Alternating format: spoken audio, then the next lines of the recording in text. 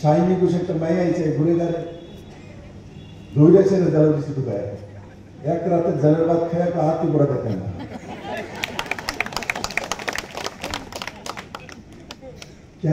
ত্রিপুরার মানুষটি কিভাবে এরা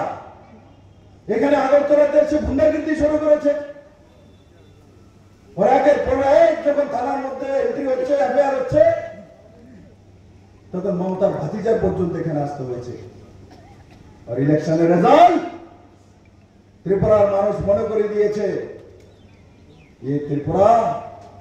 নরেন্দ্র মোদী ভারতীয় জনতা পার্টির সঙ্গে একটি সিটও পায়নি আগরতলার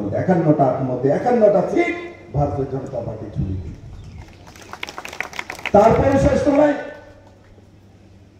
তারপরে আবার শুরু করলো এবার কি 23-এর বিধানসভা ইলেকশন নিজের সিটগুলো 3-4টা সিটের জন্য কম্প্রোমাইজ করলো নিজের এমএলএ জন্য ত্রিপুরার জন্য করেছে মনে হয় যে আপনাদের নিজের ত্রিপুরার মানুষ টিলাবাজারের জন্য করেছে